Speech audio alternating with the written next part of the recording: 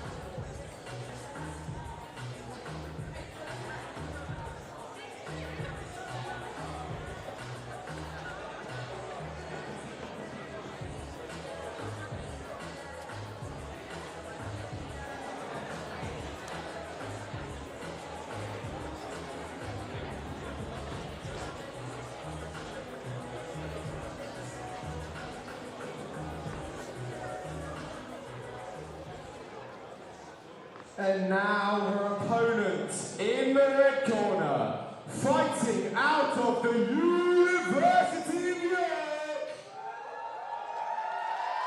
it's Lara Cruikshank!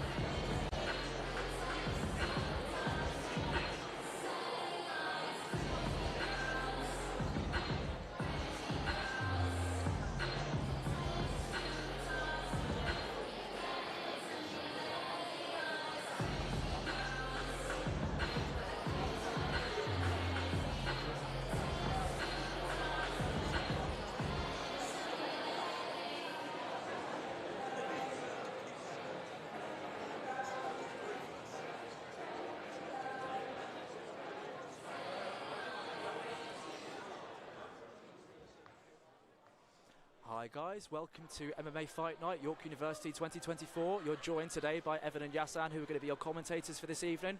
We're just waiting on one of our fighters to finish up Vaseline in at the minute, and we're going to get the first fight underway. Yeah, it looks to be a slight earring issue, but that can be resolved within a few minutes. There's no worries about that. We'll have it going very shortly. Exactly. And the first fight we're going to be taking place is a kickboxing K1 bout between Anita and Lyra. Anita's hailing out of the University of Kent, Canterbury, and Lyra out of the University of York.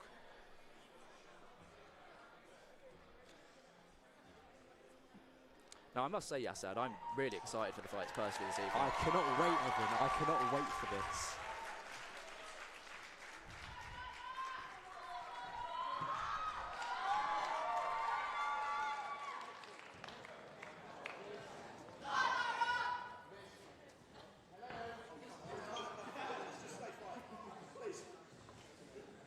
Hello. This will be a K1 bout formed of 3 2-minute rounds.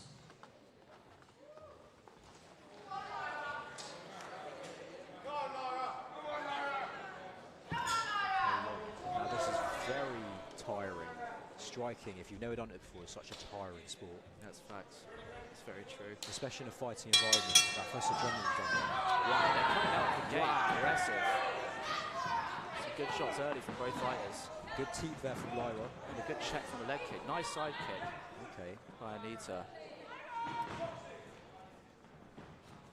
These guys are very happy to throw kicks from any range, and they're doing it. Lyra has Anita in the cage.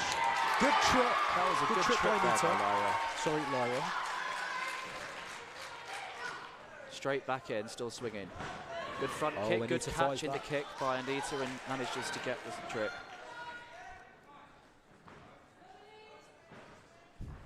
Ooh, another slip trip. there. Don't know Sorry, if it's going to be ruled a knockdown by the referee. And we're back. Back into the action. Aggressive start from both of them, both Certainly. marching forward. Yeah, Lyra seems to be walking Anita down at the minute, and they are both exchanging equally. But, you know, as we both know, Yasan, the space in the cage is very important, and being the aggressor, being on the front foot and keeping your opponent backed up against the cage gives them less options. Limits their options and gives you more offensive options. Having a clinch situation now, break-in. Some good body kicks being thrown. As we know with the K1 point system, we're going to want a lot of body kicks and leg kicks. Score very highly. Some Still good punches going. there by Lyra. With full aggression, both of them. Most certainly. Clearly have put in the work in the stamina department. Yeah, as we know, the fight camp's been grueling for everybody, and everyone's putting in lots of work to get to the position they're in today. Yeah. Wow, okay. Good stiff jab by Anita. Oh. And that is the end of round one. Incredible work from both women. Now, there was a couple moments in that fight, in that first round. Lyra obviously getting a knockdown against her, and Anita getting tripped, I think, a couple times. So it's going to be an interesting one on the scorecards. Both fighters landing some good shots in that round. Pure good aggression. body kicks, lots of good punches to the head. Good combinations from both of them, I must say. I'm Yes. very impressed. Another factor as well is in K1, aggression is scored quite highly. So aggression does very much matter in this type of fight. The more hits you can score, the more points you gain. And if you don't get the knockout, you'll still win the entirety of the round, and then you win the whole match. Exactly. And we're back. We're back, starting to get into round two. Into round two. Again, 3 2-minute rounds, Evan. Yeah.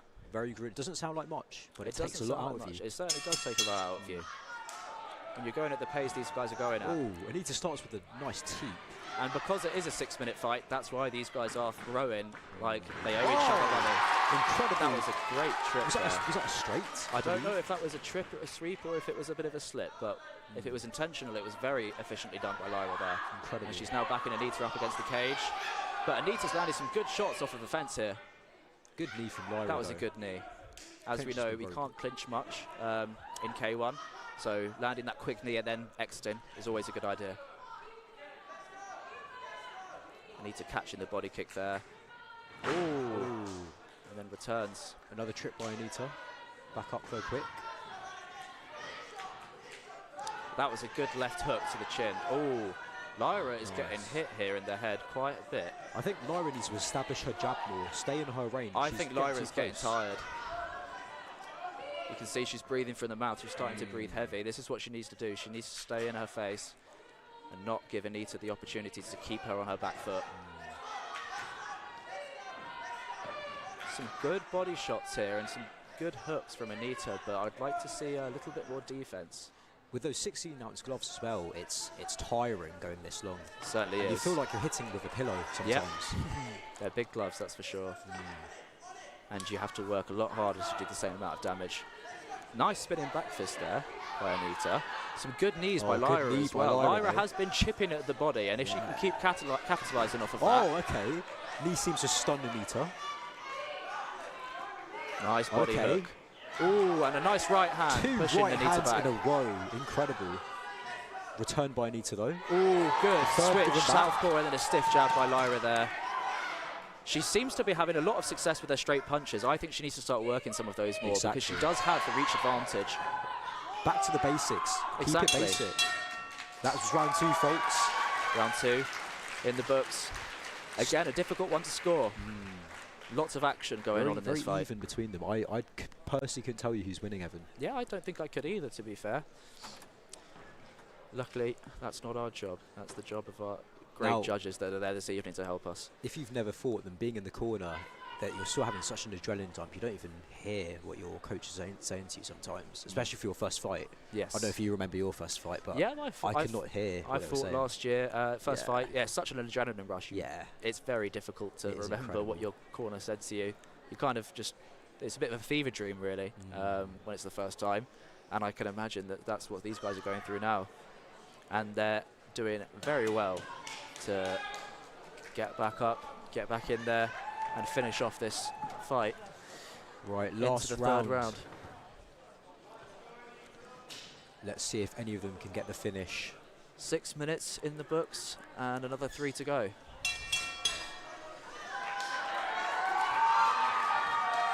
Oh, incredible jab by Lyra to start. Oh, that was a good jab by Lyra as well. Oh, and a good right hand. She's putting on the pressure with these punches, letting those shots go with the punches. Anita's dropping her hands a bit. I'd like to see her keep her hands up a bit more. Incredible right hand by Lyra. These right hands are just punching through her defense. They certainly are, yes. Exactly, that's it. They just need to keep them coming. Anita's now putting up the pressure She's also being able to land some nice... Ooh, and a return. Nice left hand straight by Anita. Nice body kick by Lyra. Oh! That's a left hand by Anita. That seemed to wobble Lyra. To hurt Lyra slightly, yeah. But Lyra straight back, pressing up Anita to the cage. Looking for a clinch situation. Anita backs her off with a couple 1-2. Wow, good teep by Lyra. And the teep returned, but miss. Ooh, and a nice right hook on the exit. Make this fight dirty. A bit of dirty kickboxing after the exit of a clinch is what's going to win you these fights. Both these fighters still fighting with complete heart, Evan. Look at this. Oh, yes. Last round, they're all putting their all in. Most certainly. They haven't really slowed the pace. They've kept going right to the very end here. It's incredible, really. Oh, good double jab from Lyra into 1-2 into a knee. That was a great combination there by Lyra. But Anita and a just beautiful returns. knee again. Yeah. I think this damage to the body earlier in the fight is doing her some justice now. But Anita is not out of this fight, coming straight back in with a big jab and then a left hand as well. She wants to land that big left overhand. And a nice knee from Anita and then blocks Lyra's knee. This is anybody's fight, Yasan. This is anybody's fight, you're right. Oh, good leg kick. You could hear that one. Connection there. Both fighters seem to slow down the pace a bit. Yeah. Oh! Caught the kick, gets swept, and then caught with the right hand on the way down. And there you go. And there we have it, folks. That is the end of our first fight of the evening, folks. Round of applause for our first fighters. Honestly, they are incredible. Yeah, man. That was great pace, wow, great what do you action. think of that, huh? I thought it was incredible. There was Yeah. moments in the fight where both fighters were up, few knockdowns, a few sweeps, a few trips, and they kept swinging to the very end. You can't really ask for much more after the first fight of the evening, can you? Yeah, well, that's pretty action-packed, isn't it? It's what you want from a fight. Throwing combos left, right, and centre. Most certainly. And we're just going to be waiting on the judge's decision. Well done for these fighters for stepping in the cage. If you guys think you know who won, say it in the comments. Yeah. Yeah. Let's drop our predictions in the comments. Yes, why not? prediction in the comments, yeah. I could not tell you who won that, honestly. It was very close. Yeah. There was such a comeback for both of them. They both really had like 30... Let's give it up once again for our first fighters! After 3 rounds, the judges have come to a decision. Your winner, by unanimous decision, in the blue corner, Anita Hawkins.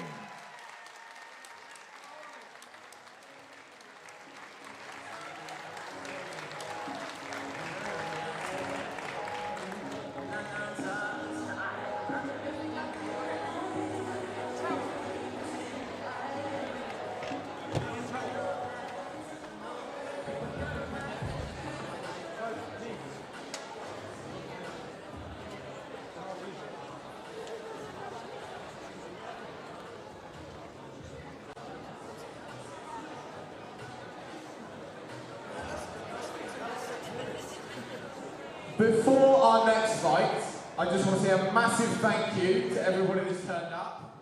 We know it's the weekend after the semester's finished and lots of people have gone home, but we really appreciate everyone who's made it, and we're looking forward to hearing a great atmosphere for the rest of the evening. You've started it off well. Thank you.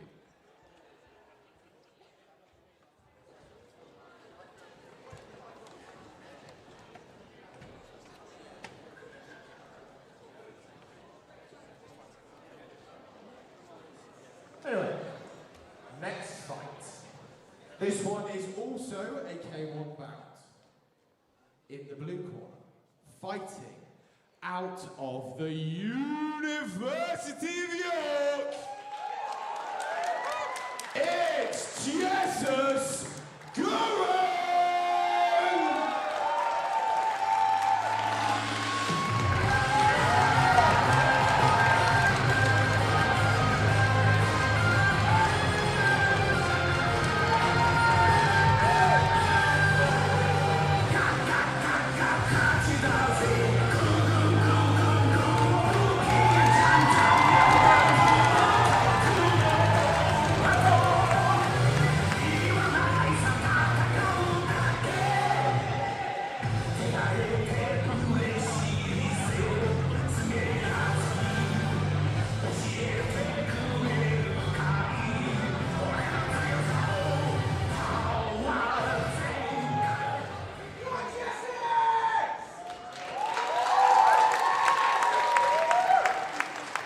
And his opponent in the red corner, also fighting out of the University of York, it's Dan Kirkpatrick!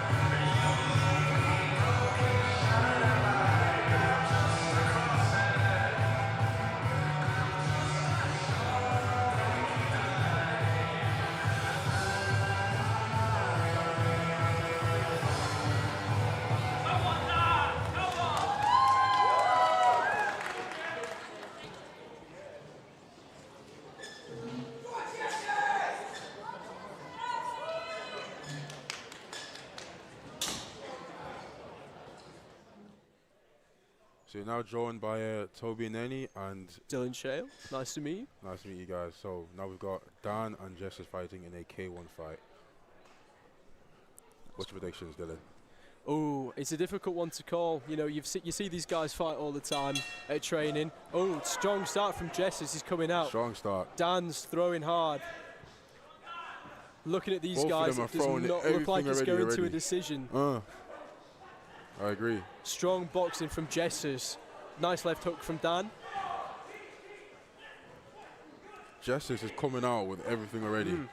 Dan he's using his boxing base, you know. He goes to boxing as well as MMA classes, Dan.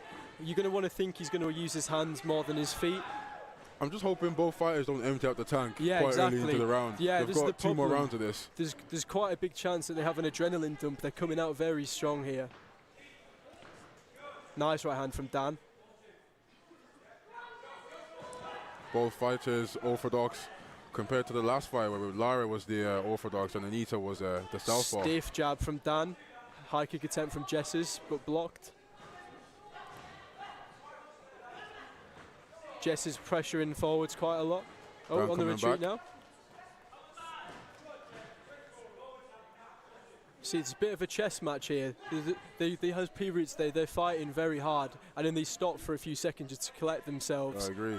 Both fighters are trying to read each other really well. Yeah, exactly. This is what I mean. They know each other very well. There's obviously been an internal fight. These guys know how each other fight. Oh, strong hands from Dan. He's got Jessis against fence.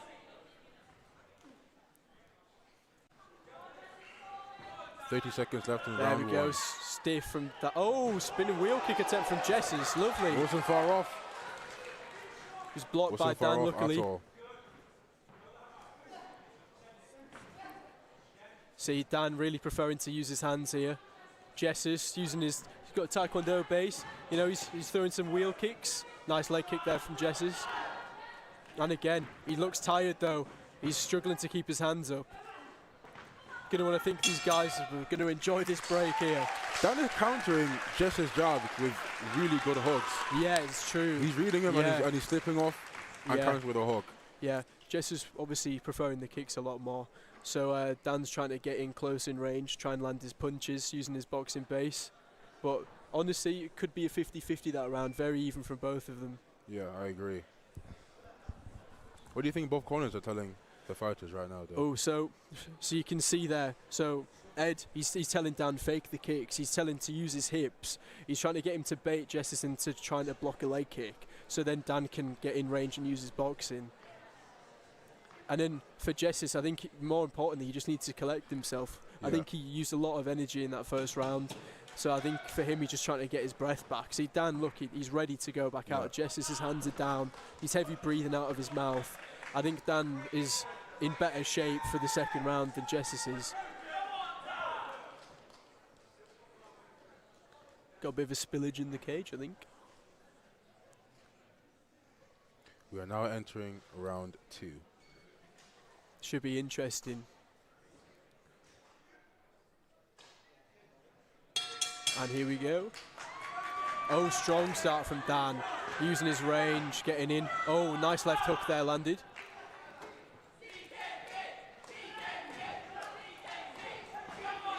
Well, Good look at slip the from both of them Jessis. absolutely winging kicks and punches at each other. High intensity in this fight. Jessis is doing really well closing the distance, Yeah, using his 1-2 to definitely. get in close Yeah. with Dan. Oh, nice right hand there from Dan.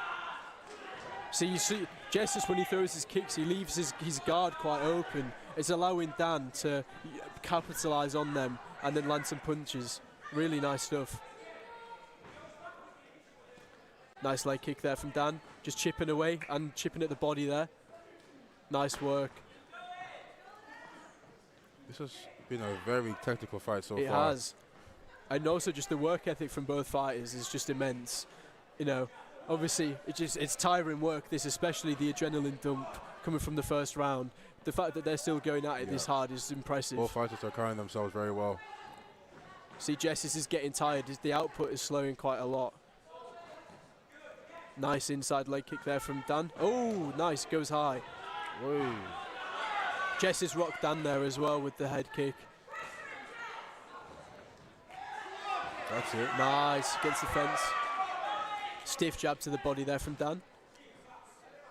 If Jessis can keep Dan on the cage then he can utilize his boxing combinations Definitely. and really put some pressure on him. Yeah, I think the success at the minute is coming from Dan's boxing more than anything. Yeah. But I think both of them are tired.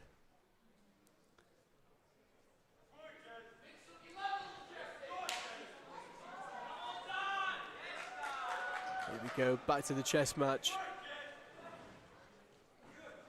Leaping teep there from Dan. And into boxing range they go.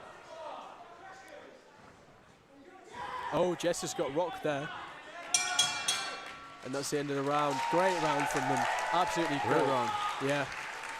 Close fight, very close Very fight. close. It's difficult to tell. Obviously, Dan's having more success with the boxing, but it could really go either way Yeah, currently. I agree. See some replays there. Some just high intensity from both of them. Nice kick there from Jessis as well. Beautiful combination. Yeah. See Ed telling Dan to land his right hand, setting it up with the jab. And obviously, look, Jessis is sat down compared to Dan who's stood. You can tell who's more tired here. You're right. You tell who's been doing the hill sprints. Well, Dan's been training at DNA MMA He has, actually. yeah. Getting himself ready. Yeah, he's been training externally as well, just give him the extra edge, he thinks. And look, he looks just more fresh coming out here as well. Well, that's thanks to Dustin. And into the final round we go.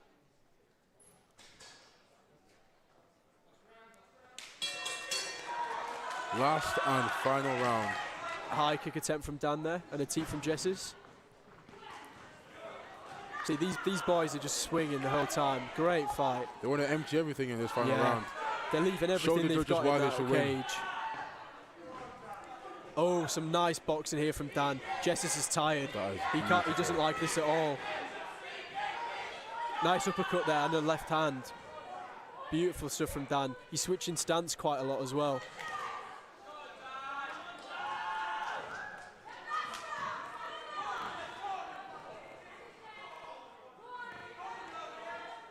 Both of them trading punches inside the pocket. Stiff jab there from Dan.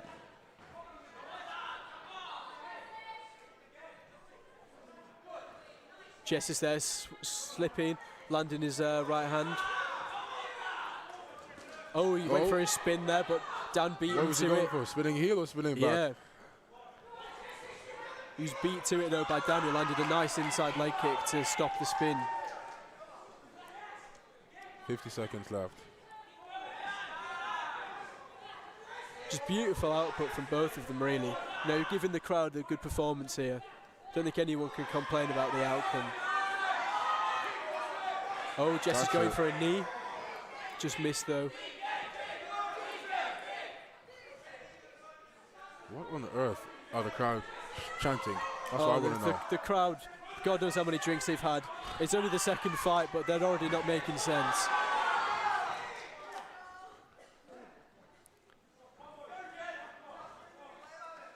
Both of them again trading inside the pocket. I think it gets to a point that you just get too tired to throw the kicks. They just 10 seconds left. Oh, nice there from Jessis. Dan pushing him back. But it's just so even. Both of them just It is. going after it. Lovely. I'm torn between who's won that So fight. who would you say there, Toby? Honestly, I don't know. I don't know. I think if it was up to me, if I was judging would- it, I would probably give the edge to Dan. I think he had more success with the boxing. But I would it say really Justice could had be a more coin flip. success with the Do boxing. you think? He was pressuring him really well up Yeah, against the cage. he had some heavy pressure. I think he had more success with his kicks, but I think Dan using his boxing base probably just edged it for me. He was countering quite a lot of the kicks with some Yeah. punches, Yeah. but genuinely coin flip. I think it could go either way. Well, we're about to find out. No. After another hard-fought 3 rounds, the judges have made a decision. Your winner by unanimous decision in the red corner, Dan Kirkpatrick!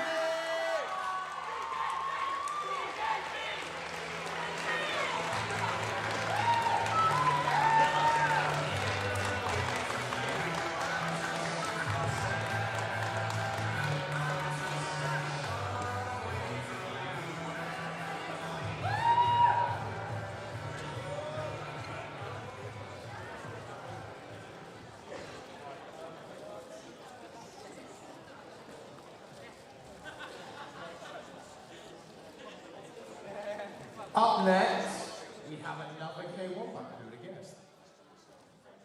In the blue corner, fighting out of Hull University,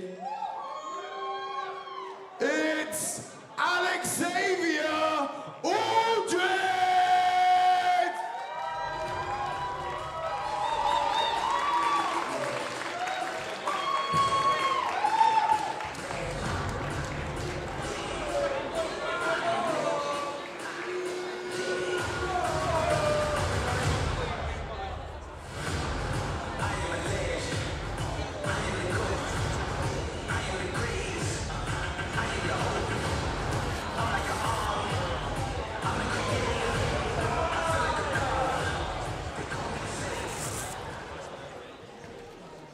And his opponents, in the red corner, fighting out of the University of York, it's Joshua Perry!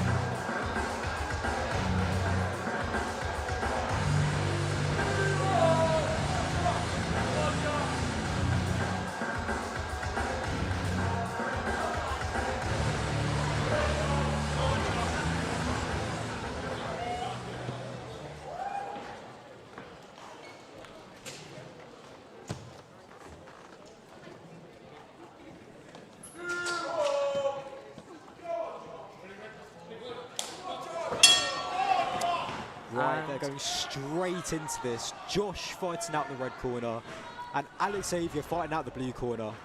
Some strong front kicks early from Alexavier. Full aggression from both fighters. And a nice knee there from Josh. These guys are fighting aggressive. Nice skipping side kick there. Interesting. It looks like Alexavier. Alexavier's got some nice head movement.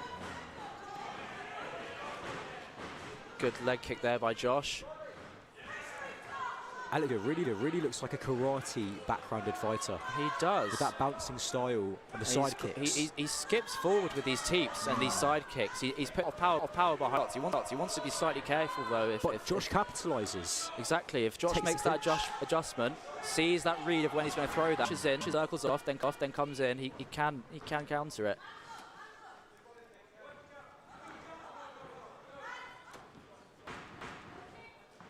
Ooh, that was a nice left hand there by Alexavier and a couple of good body shots for exiting. And now we are having a southpaw versus orthodox fight right now, which means there's going to be lots of lead hand reaching and they're going to be fighting for the jab to land. See, it's a tricky one fighting. Beautiful leg kick there by Josh. As soon as he swung for that head kick, Alexavier, Josh then fired a leg kick immediately. He missed. And then in these clinch situations, Josh is landing some nice.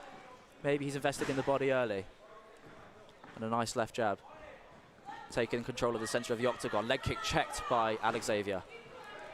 Dangerous work in the clinch from both fighters. They're very comfortable in the clinch. Very comfortable. I would guess that both of these guys train MMA. It's interesting because you expect a karate-style person to be as comfortable in the clinch, but I mean, if I'm not mistaken, I believe both these fighters do come from a karate background, and I would have expected them to be point fighting a little bit more. But I think they're both aware that knees, body shots, they're going to be what really takes the wind out of the sails in this kind of situation. In the duration of all 3 rounds, by the round 3 and 2, you'll start to feel the body shots add up. Exactly. Really add up, and that, like you said, the wind will just come out and your stamina just decreases exponentially every round. Yeah, even if you've put in the most training. And with these big gloves, as we say, knees and body kicks, they're going to be very valuable. Wow, would you look at the blue corner? Alex Xavier looks very tired. He right does. I don't want to make any body language reads, but he is leaning on his corner man right now, and he's breathing heavy. Bent over. But then in the first round, it always takes so much out of you. It does, it does. You have a massive adrenaline dump after the first. It's almost acclimatizing at that point. You have to get used to the flow of fighting. Yeah. Looks like we may have a slight...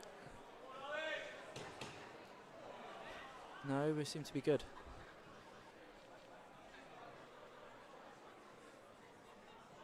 No, it does appear there seems to be a slight issue. That's the fight called off. That's the fight over. Wow. Alex Xavier seems to have had an issue. Maybe he's been injured or something. Not too sure at the moment. Incredible from both fighters. But Looks that like is the fight called off. Josh has ended the fight in round 1, Evan. There you go. I'm not sure if that's... is that going to count as a technical knockout? There you go. I guess it does. I guess it so. does. There you go. Good job from both fighters. Shame it didn't get to go on longer, because they were really showing some good strikes and some exciting stuff there. However, unfortunately, that's what can happen in the fight game. Exactly. You got to be prepared. Yeah, anything can happen. And yeah, that is the fight ended at the end of round 1. I've got to say, both fighters came out very aggressive. They certainly did. I wanted to see a bit more of that, to be honest, because I felt like they had a lot to give, especially cardio-wise. However, as we say, that's the way the fight game goes.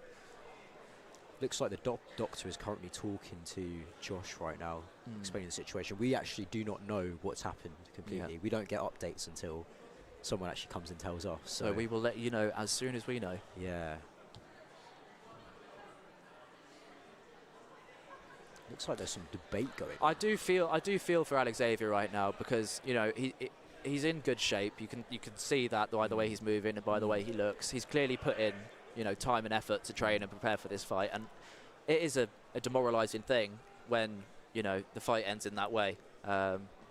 So yes, sympathy's going out to Alex Xavier right now. It wasn't his choice either. Exactly. It was a doctor stoppage. It was a doctor stoppage. And you never want to be in that position.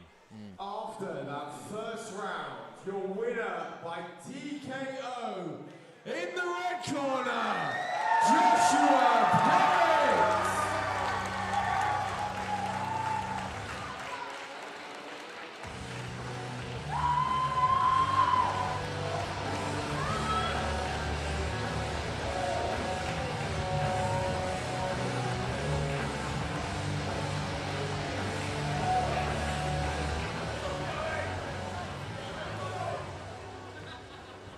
We will now take a short 5-minute break before our last fight for the interval. So quickly get yourselves down to the bar for out drinks. Get yourselves down, get a drink. We'll be back here in 5 minutes. You'll hear me over the tannoy. Hi guys, we're going to be joined by Anita. Anita, the first winner of our first fight of this evening. Anita, well done first of all on your victory.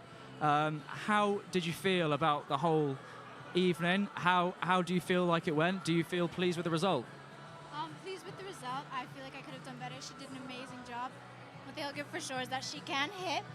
She's an amazing fighter. It was a tough fight, but I think it ended well. Was there any point where you felt stunned? I think at the end of the second round, I was pretty gassed. I can't lie. I don't feel like I trained enough for it in terms of my stamina. But yeah, I just decided, you know what, I'm going to finish this no matter what, and I'm going to give it my all, do my best, and whatever happens, happens, and it happened. That's exactly what you did. I mean, I wouldn't discredit your cardio too much. You always get a massive adrenaline dump after the first or second round, so you did very well to fight through that and continue going. You did not stop swinging to the end. Both of you were very aggressive, and you kept going till the very end, and you had some really nice, powerful shots. Got a couple good knockdowns in there and a good few sweeps. It was a very nice performance. Thank you so much. How did it feel stepping into the ring? Have you fought before? Not like this, no. I've done, competitions and stuff like that, but nothing to this. I've never been in a ring before. Right. So yeah, this was an incredible new opportunity, and yeah, I'm glad I did it, and hopefully I can do it again. I was going to say, have you got a taste for victory now? Is it something you'd like to continue potentially? For sure. I've been in martial arts for quite some time, but since I joined my society's MMA, my university's MMA society, yeah, for sure. It's just give me more motivation to go through with it and see how far I can go. Brilliant, brilliant. And what is your martial arts background? So I did about 4 years of karate between the ages of 13 and I guess 17. I started Muay Thai about 3 years ago, and I just started Brazilian Jiu-Jitsu maybe a total of 6 months now. Wow.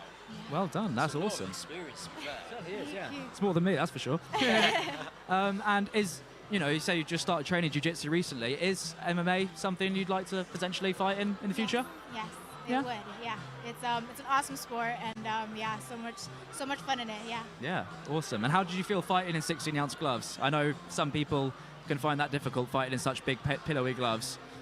No, it was good. I Yeah? wasn't too concerned about the gloves, though. Just my cardio, just my stamina. Fair Did you feel enough. like you were losing power at any point? No, not too much. I feel maybe in the legs. I know, leg kicks they can be very exhausting. They add up. Yeah, so I think I need to work on, being able to pick up my legs a whole lot more, and probably trying to rely on my hands a bit more so I get tired not as quickly. Yeah. Incredible. Did you think you were going to win at the end? I was really nervous about it. I Yeah. can't lie, because I knew she got some good shots in, for sure. But I think maybe the knockdowns kind of helped leverage it a bit for me. I mean, yeah, that's exactly it. I think we were looking at the fight. It could have gone either way, but I think you landed more knockdowns, and sweeps were almost even. But I think there was those knockdowns that won you the fight, and they were good ones. They were some hard shots. Thank you. I think you did land more sweeps than Lyra. Really? Well, Okay. your sweep game was on point today. Really? Have you been practicing it? No. Really? It was just a fluke? Or? Just a few, yeah. Well, you look like a professional out there. So Oh, well thank done. you. There was so some much. really good inside low, nice kicks and Incredible. trips. There was some good efficient movement there. Yeah, thank Yeah. you so much. One thing I thought I was going to get more of was head kicks, but I don't feel like I use them very much because that's usually my go-to. I guess that's coming from my karate background because that's usually what they encourage you to do. But yeah, just got to work on getting those legs up a bit more when I'm already fatigued. No, that's exactly it. Incredible. Well, thank you very much, Anita. Thank you so much as well. This And- is awesome, guys. I hope you have an amazing MMA career. Thank Yeah, you. enjoy the rest of your night, enjoy the time off, and I'm sure you're going to have a good relax now after that hard training camp. So enjoy it, man. Thank you so much, guys. Thank you. Now, ladies and gentlemen, for the final fight before the official interval, after the little interlude that we have just had. Fighting out of the blue corner, from the University of Kent, Canterbury, it's Anastasia Telechki!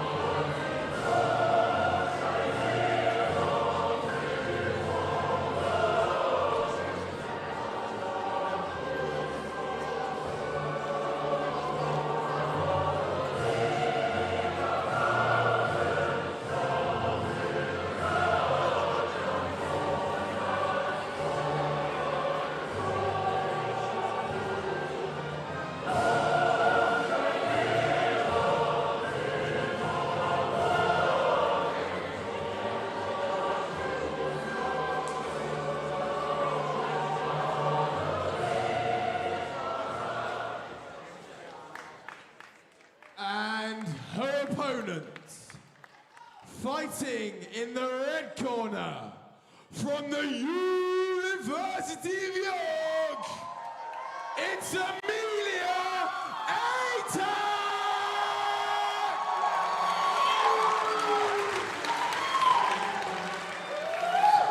Last socks and never try suicide. My socks to the moon and I'm yours. Hands up to the moon.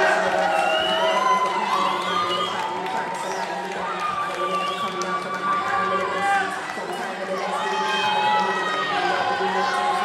so to the place and I can't get too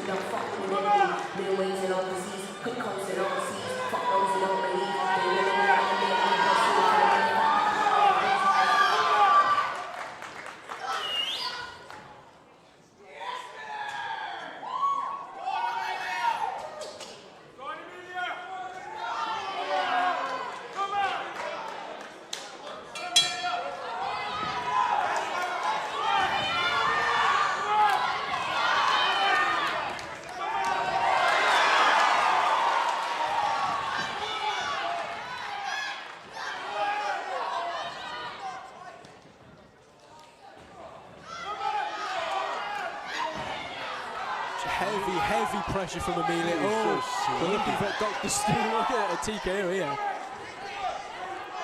She's got to be careful though, so she's an empty tank. Exactly.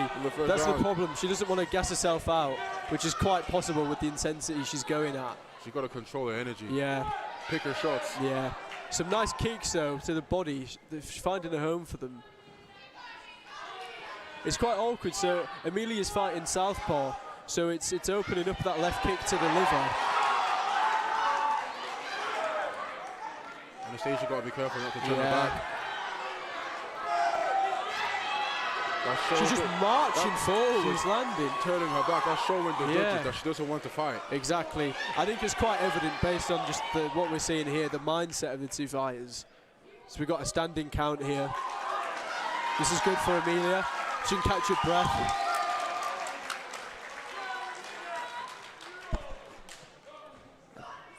Back again, marching forwards. Back at it again.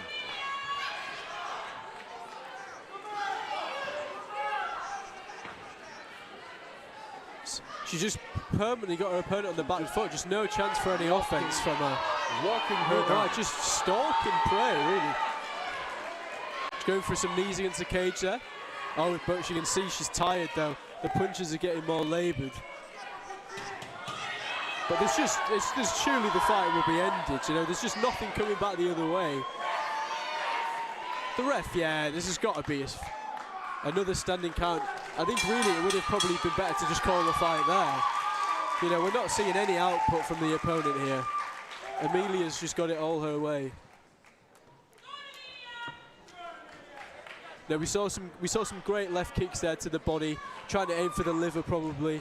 And just the boxing from Amelia, just straight punches straight down the pipe, straight at her opponent. She was not liking that, the heavy pressure. Maybe Anastasia needs to change her angles because she's just letting her walk her down in a linear line. So she cuts her angles, pivots, then that will create attacking opportunities for her. Yeah, exactly. Yeah, I think for Anastasia, what she needs to do is she needs to give something back that's going to deter Amelia from walking it down, whether that be a jab, a teep, or she cuts an angle and tries to land a hook or something. I just think there needs to be some form of offense coming back the other way, because at the minute Amelia's not taking anything, so she can just march freely and land whatever she wants. Amelia is in total control of this fight. Yeah, I think we're looking for a stoppage here. I'm not sure this fight goes the distance. Now entering round number 2. I expect Amelia to come out strong here.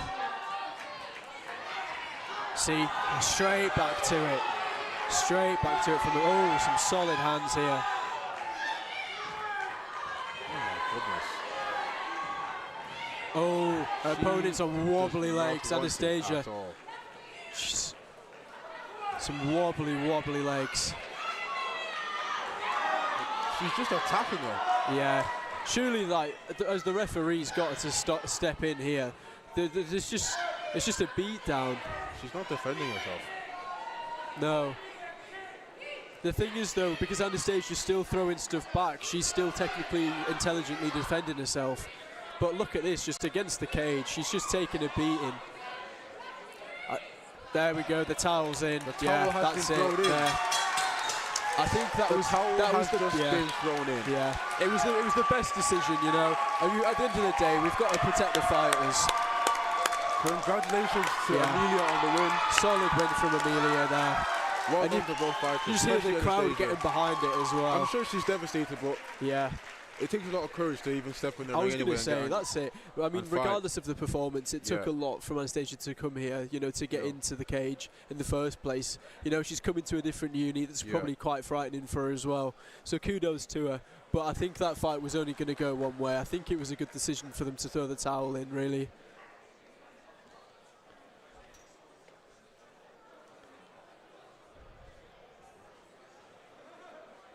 There we go, some happy cornerman there.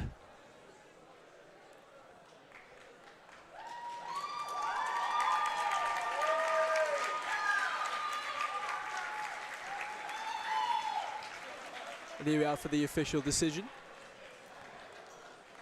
Not that any of you need reminding. In the second round, your winner by TKO in the red corner, Amelia Atack!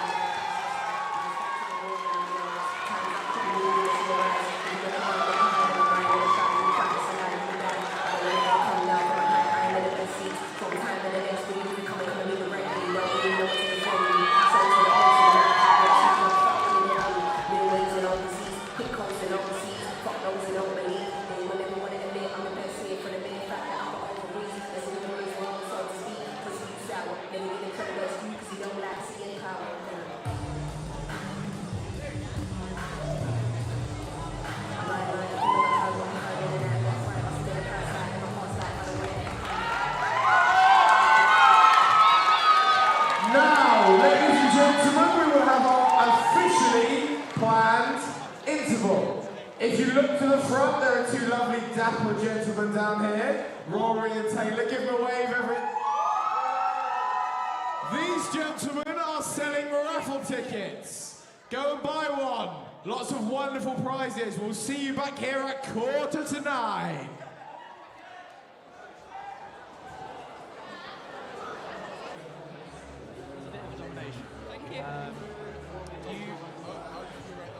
Amazing, all the work, and now I've got to go in corner.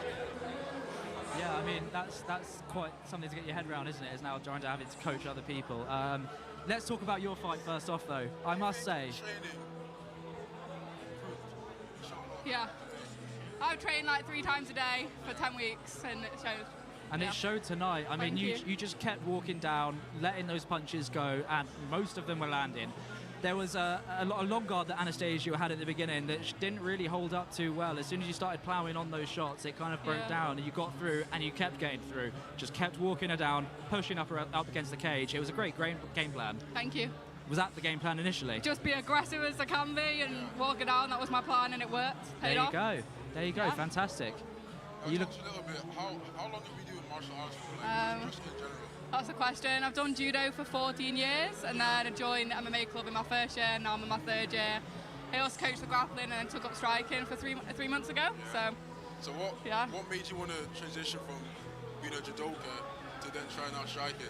I converted to Brazilian Jiu-Jitsu, and then from there I converted to MMA. Yeah. Couldn't find an MMA matchup, but I wanted to fight, so K1 it was.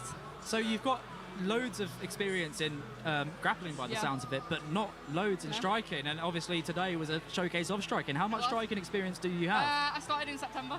Wow, well done. I mean, clearly it's been a lot. It's been a lot of training in a short amount of time. All the amazing coaches at the club and at Legions. Brilliant. Well, So there you go. are you going to take this win and then try to venture towards K1, maybe MMA in the future? Yeah, I'd love to do an MMA fight in the future, so you never know. We'll see. We'll see me on the cards. Oh my God. Do you think this was your avenue into MMA? Perhaps. We'll see. I'll let you know if I'm back. Most certainly. How did you feel fighting in such big gloves as well? I know the 16s for some people can Nice. feel... I've been training in them, so it's felt nice. Good. And the same gloves I've been training in for 10 weeks, so There you go. fine by me. No problems. Well done. Were there any nerves coming into this fight? I know obviously this was your first fight. A little bit. How did you manage them? I just locked myself in ages ago, put my headphones on, didn't talk to anyone, sat there and composed myself, and I'm good to go. Yeah. Well done. What would you say then if anybody else was fighting this evening, the mental preparation? Obviously you're going to be cornering some fighters. Yeah. How would you be giving them advice on how to mentally prepare for this tough, scary moment? Get your head in the game. At the end of the day, it's a big charity event. You have to enjoy it. Don't take it too seriously. It's fun. You have to enjoy it. We've trained hard for it. Had some laughs along the way. Yeah. What fight are you cornering, by the way? I'm cornering Seven and Nathan. 2 MMA fights. How do you think Seven's fight's gonna go? Fabulous. Yeah. Yeah.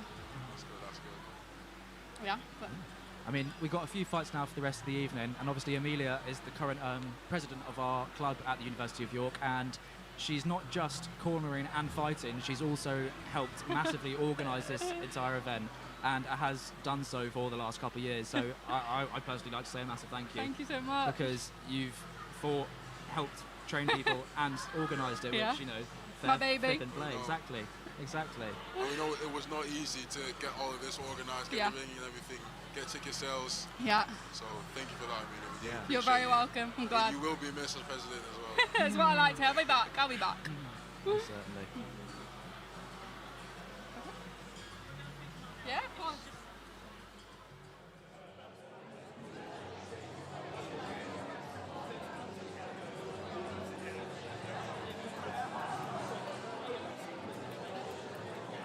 University of York coming away with a win tonight. Bit of an interesting result tonight for you, Josh. Yeah, I was quite surprised. Yeah, I mean, I was as well. We were sat up here trying to work out what was going on. You know, from down in there, what happened? Oh, so he got TKO'd. He was almost throwing up in the ring. Apparently, the knees into the ribs. And he apparently said he couldn't continue. This is what I heard, but I'm just as surprised as you are. Yeah, I mean, so, what was the game plan going into this fight? Well, originally I didn't expect him to be taller than me, so I was planning on playing range and trying to use my kicks. But as I'm seeing him and seeing how much taller he was, I decided I wanted to basically just wait for him and then get in and just knee. I wanted to just land clean knees, maybe just fight on the inside as much as I could, basically, and just get him on the cage. Which that was all I really could do, I think. I mean, and it worked because both of you guys came out swinging at each other. You know, he was teeping you quite well, and you were close to distance with your kicks and your knees. And clearly it worked because, you know, we ended up getting the doctor stoppage, so congrats to that, mate. Thank you. Yeah, I mean, there was something I saw. He was doing a lot of skipping teeps and a lot of skipping side kicks.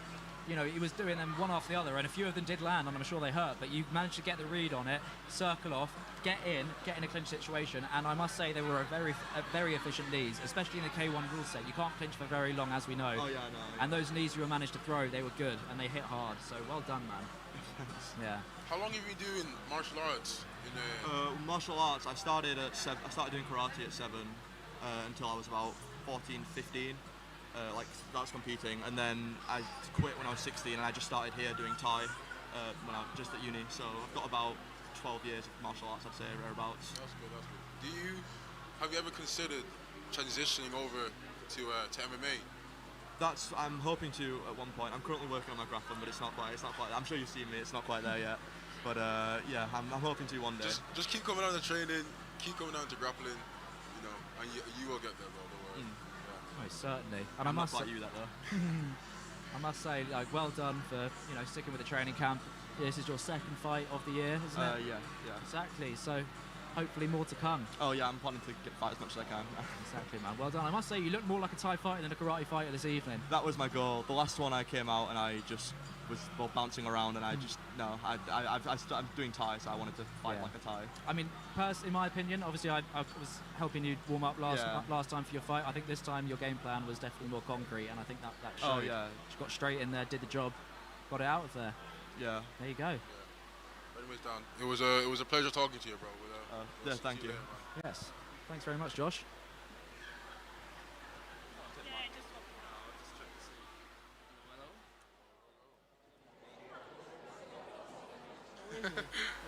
Hello. And now we're going to be joined by Dan. Hello. Pleasure to be here. Well done on your victory. Thank you very much. How are you feeling? Oh mate, I'm so happy, to be honest. I was really nervous about it. And honestly, I'm really glad it was over, because now I can eat such nice food, get a drink, you know. I think that's what I'm going to do after this, to be honest. I feel like training paid off. I know I saw you at DNA a couple of times training with Dustin. Oh, mate, I think that training really paid off with getting my, before I think I stayed at distance quite a lot, trying to play it out. But I think just getting in there is more my style now, as you probably saw. Almost certainly. Yeah, Being comfortable getting on the inside does well, and you certainly did that tonight and showcased that. Thank you. You both came out of the gate very aggressive. Yeah. Most of the fights have been quite intense this evening, and I must say that you managed to land, I think, more kicks to the body, more leg kicks as well, and it looked like when you were landing, you were doing a bit more damage. Yeah. Toby. Oh, yeah, you were pressuring him really well. I mean, like when he had you against the cage, you were pivoting well, creating angles for yourself, counter-attacking. Was that something Dustin was working on with you? Yeah. In DNA. Yeah, he was actually. He was saying that you want to play to your range advantage, which obviously because I knew who I was fighting against, because Jess is of course a great guy, is from the same club. we sort of knew what each other was going to do, and we knew Jessis was going to walk forward and try and walk me down. So I was like, okay, what can we do? And Dustin was like, well, just hit him with a 1-2, step off. If you're against the corner cage, just step off, hit him with a roundhouse or something. So yeah, that was part of the game plan. But it was also to the main game plan, I think. Walk forwards, like pressure him down with boxing, throw overhands, because we knew he'd reach out his hands too far, pull him down, chuck it back, and yeah, that's basically what happened. Having the range advantage, how did you feel about fighting in an octagon of this size? As we know, it's not a massive octagon, so how did that feel?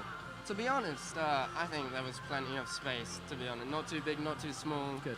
Having the range advantage, because during a fight camp, I'm used to fighting like bigger opponents normally, like as we saw Josh from before, I spar him quite a lot. And Sam, who later on, who's gonna have a sick fight, by the way. I am so excited. So fighting Jessis, it was really nice, I think, because I'm used to getting my head popped off with jabs, and now I was the one doing it, so yeah. Yeah, I mean, it was a great performance, man, and I hope, like you say, you can now eat some food you would like to eat, have a couple of drinks, enjoy the rest of your night, because you've certainly earned it, man. It's gonna be great. Thanks very much for talking to us, man. Appreciate it. Pleasure. Take care, man. Cheers. Have a good one. You too. That was Dan Kirkpatrick, everybody, from the University of York. Before we return with our fights, we will now draw the raffle. Thank you to everyone who's bought a raffle ticket. We've raised an extra £165 for York Mines on top of all of the money that we've already raised for them, so thank you. So, your first ticket for a pair of boxing gloves.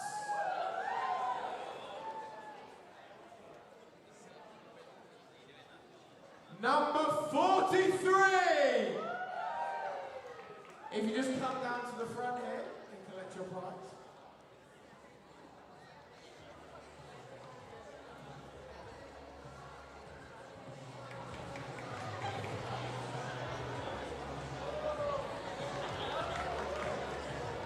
Our next ticket, which has just been drawn for one of our personalised training shirts from the previous fight night.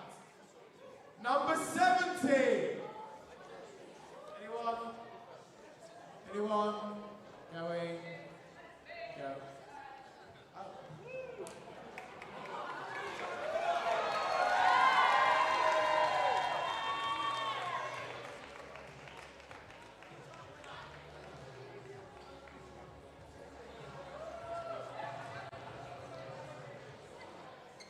And the last one, which gets a free personal training session with a Muay Thai coach from Legion's Gym in York. Big prize, big prize. Number 58. Anyone? Do we have a winner? Yeah! Come on down to the front.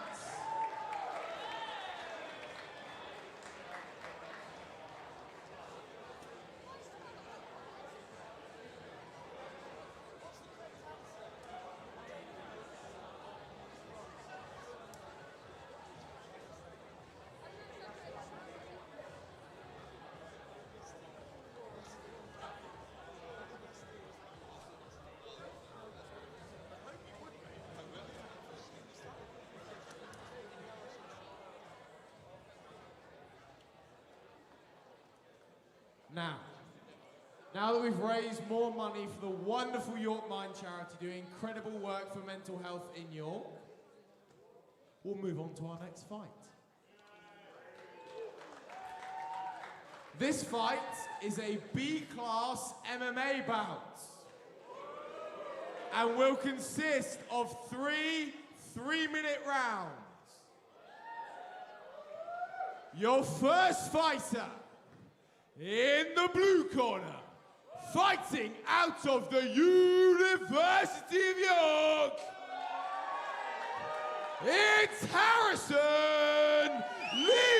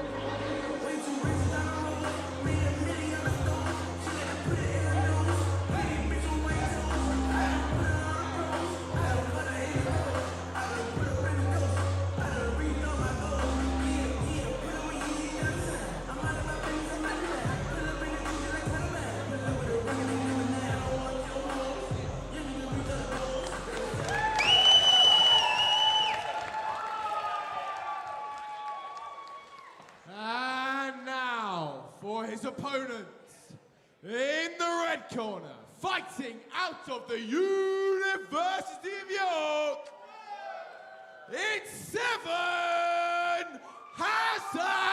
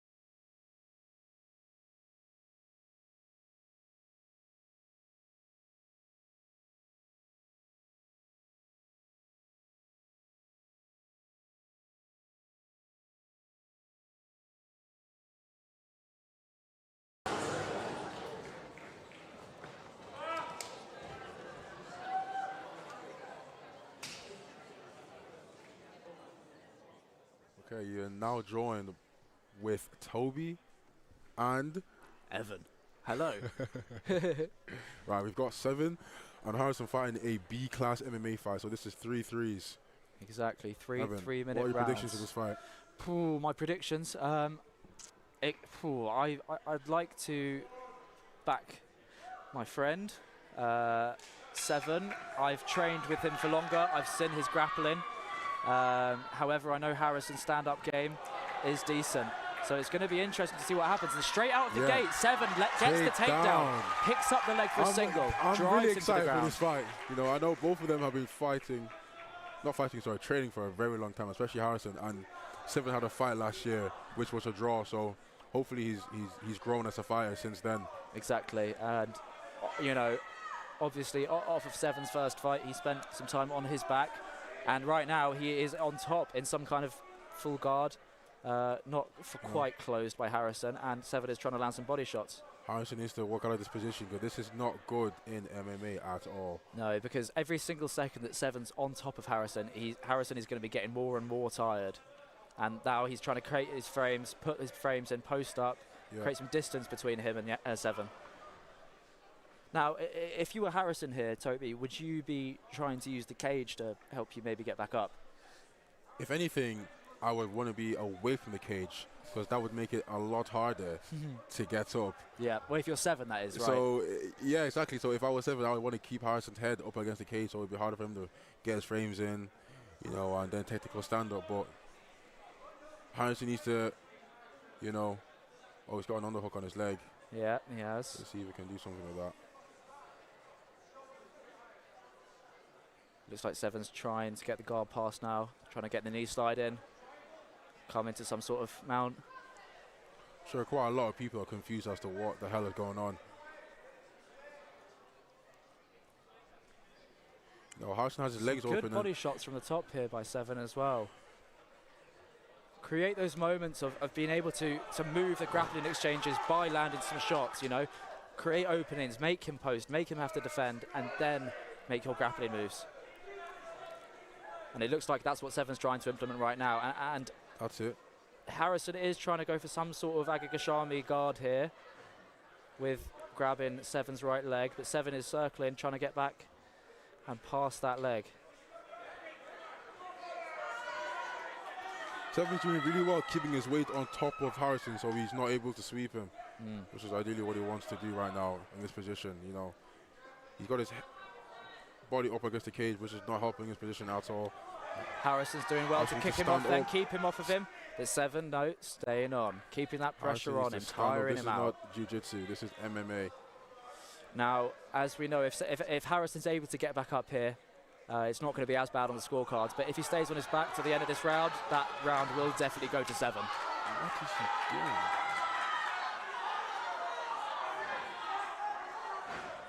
Harrison needs to stand up. I think he needs to try and get up as well, or go for some kind of sweeps.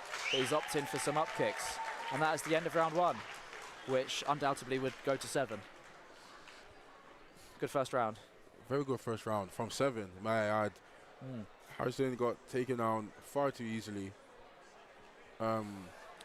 Yeah, see, he just went straight for that leg, didn't he? And Yeah. just ploughed him down and kept going. He kept it. Seven was just on top the whole round. Yeah. You know, when Harrison is in that sort of position where Seven's not engaging in his guard, Yeah. Harrison needs to stand up. Yeah. Because clearly Seven's not going to engage. Yeah. He's ground and pounding his stomach. He's winning the round. He's won that round. Yes. In the eyes of the exactly. judge. So he's won that round off of control time, and if you're Harrison, you are on the bottom in that situation. You know, you want to throw up a couple of submission attempts, like he tried. If that doesn't work, you then do want to try and get back up. You don't want to keep going for submissions. If anything, Seven wants to just replicate what he did in the first round. Exactly. Same and again. Harrison needs to stop him. Yeah, and Harrison needs to try and stay on his feet or get a takedown of his own. Coming out the gate. Good shot from. And that is a guillotine that Harrison has locked in on Seven. I don't know whether Good cage work. That looks like it might be deep, but he's given up. Seven's No, leaning his Seven's weight on managed it to really break well. out of that. And Seven's now connected those grip, and he's managed to get the takedown. Beautiful double leg there by Seven. Managing to get out of that guillotine and then getting Harrison to the ground. Let's see if Harrison learned his lesson from last round. Oh, triangle attempt looking like. But he's not got his leg over Seven's arm, so it's going to be difficult. Harrison needs to grab his shin.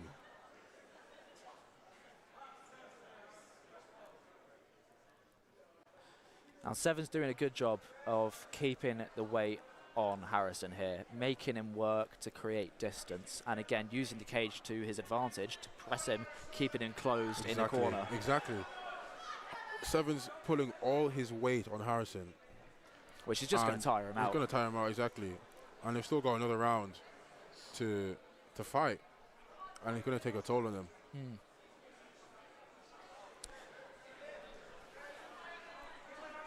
And you know, if you're Seven right now, there you go. There you go. He was able to get back up and hit Seven straight back in for the takedown again. Score. He needs to score. Not quite. Didn't connect the hands. That's it, Harrison. But he's on him again. He needs to and a single leg, and Seven There you is go. giving a good wrestling masterclass right now. Beautiful takedown. As soon They're as now in Harrison gets half back to guard. his feet, he's just taking him down again. Is Seven going to try and pass his guard? Or just lay in half guard? Let's take a look. In a half guard position right now, I think Seven. And again, he has him up against the cage. Yeah, exactly. It's going to be incredibly hard for Harrison to shrimp out and regain his guard. Good hit bump. Not now quite. he's a Not mount. quite. He's a mount. Unfortunately, Harrison had a good idea there, but gave up mount, unfortunately. He nearly reversed Seven, but Seven's doing well to keep his hooks in.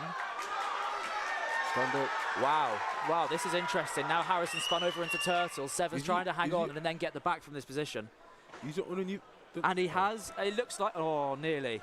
He nearly got the back there. However, he's back into mount, keeping his legs pressed up tightly against Harrison. Whenever Harrison hip bumps and then tries to rotate, he's hanging on, sticking glued to him. 30 seconds left in round 2 of this B-class fight. Some good shots from both lads. But you know, as we know, we can't really create too much power from the bottom with these body shots. So if you are Harrison, you're gonna want to try to get back up here. Head and arm choke attempt by Seven. Just too late in the round, unfortunately.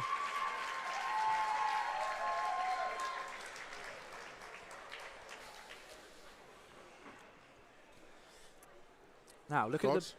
Well, I think Seven is giving a masterclass really in wrestling. As soon as Harrison's able to get back up, he's just straight in again.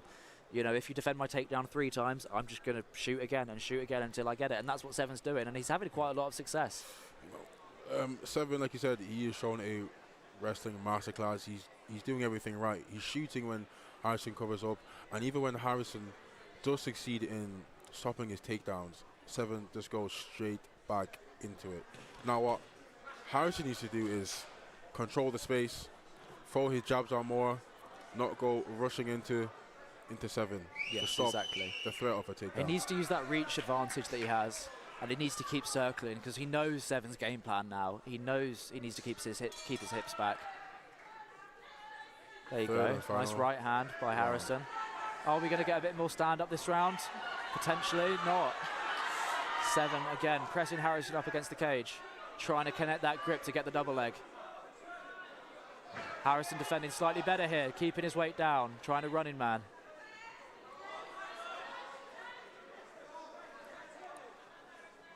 Harrison needs to get an underhook.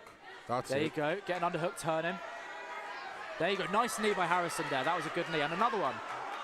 Some nice knees there, but you want to be careful. Seven isn't able to connect that grip, because if he gets him down again and that round bends like that. This is fine. Seven is using a lot of energy right now to try and take him down. That's very true. If I was Seven, I would back off. I'd try and set up the takedown again. I wouldn't just continue to work for this. Oh. Some good shots there.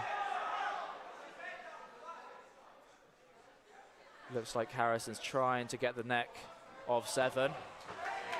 And he's able to get Seven down and tossed him onto the ground, and now Harrison's on top, pounding on Seven.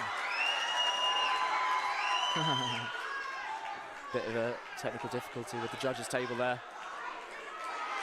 Just wow, pounding on him. These are some big shots from the top, some big shots by Harrison.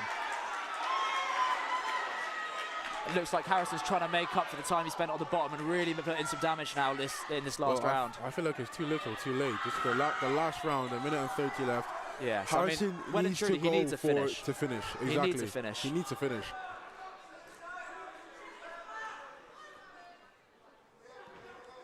And he is trying to get that. He is trying to go for this guillotine. He does have the guillotine. He does have the DOS. Yeah. It's just whether he can see it or not. Yeah.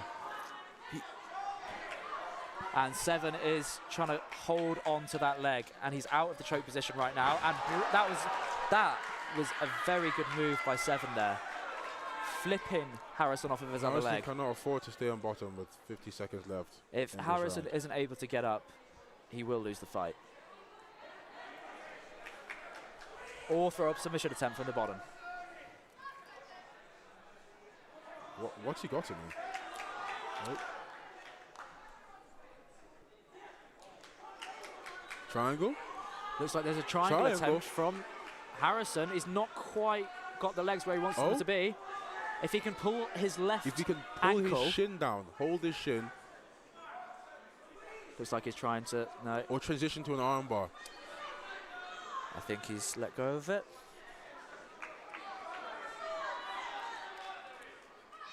And now Seven, all Seven needs to do is just sit here for the last 10 seconds and ride this one out, and he should have the win. And there you have it. First mixed martial arts fight of the evening, and we certainly got some mixed martial arts, didn't we, Toby? We did indeed. What a strap from both gentlemen. Some great grappling from both lads there. Unfortunately, Harrison couldn't quite get the submission off. And he landed, certainly when he got on the top, he was landing, he was landing good strikes. When he was on top, he capitalized off of it more than Seven did. However, Seven's takedown game and control game of staying on top is much better. That's the thing, isn't it? Do you want to sacrifice being able to have more control over your opponent for landing more strikes, ground and pounding, or would you rather land more strikes and then lose control slightly? I agree. Seven pinned Harrison down really well. His takedown entries were very good. However, congratulations to both fighters for even having the courage, to come out here and fight in front of all these people, because not everyone can say it. I've had a fight. I've had an MMA fight. It does take courage and confidence to do stuff like this. So fair play to both of them. Yeah, fair play to both Before lads. we announce the winner of that last fight, we have a big thank you to say to Harrison in the blue corner, who's been training with us to fight and stepped in last night to fight Seven after somebody dropped out. So we have a round of applause for Harrison.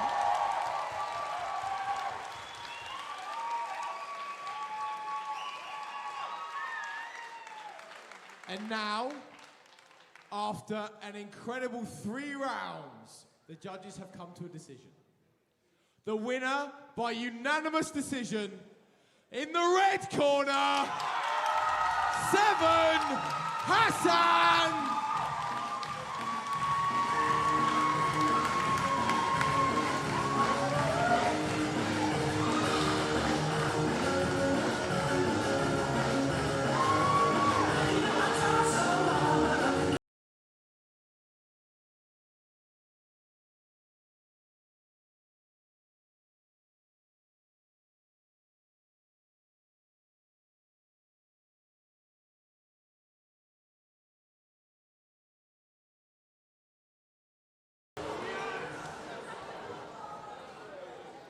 In the spirit of thank yous, before our next fight, I've got a couple of thank yous to make on behalf of the club.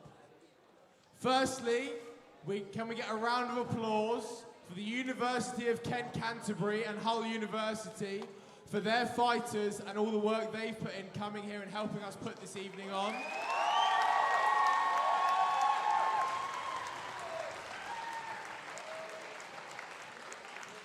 We're also going to have to thank YSTV and TechSoc for the live stream and all the sound and lights you see around you.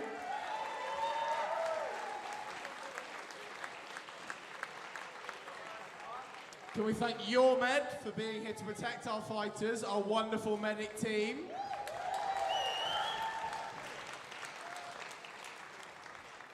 Our judges, coming in on relatively short notice and doing a great job so far, I must say. Round of applause. And finally, to one of the most important people of this evening, our referee.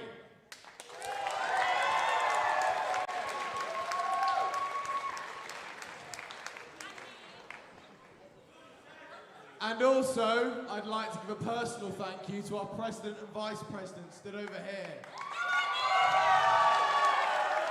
Neve and Amelia have put in the most incredible job with this club this year, and this evening would not run at all without them, and we're all going to miss them even though I won't be here either. They'll be sorely missed by the club next year.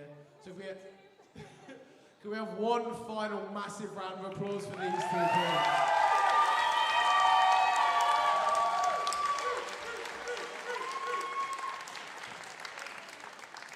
Now I've been a bit soppy.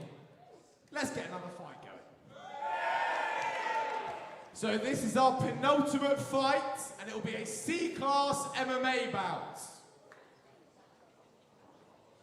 Your first fighter in the blue corner, fighting out of Hull University, it's Tom Wood!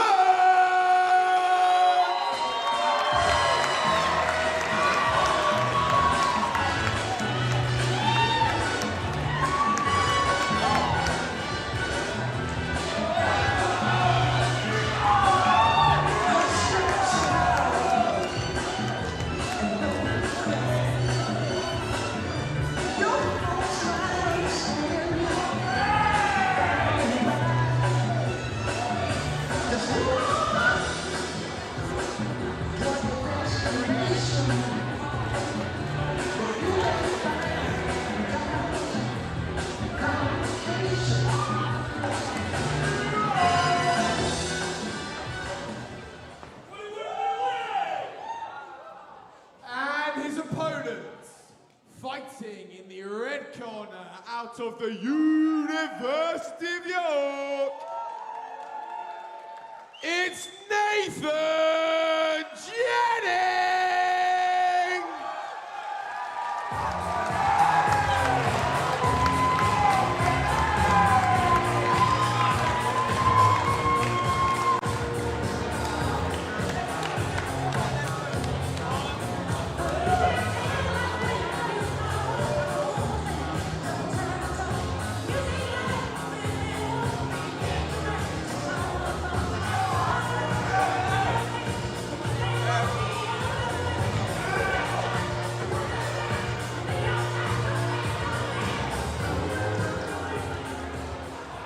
As this is a C-class MMA bout, there will be no headshots.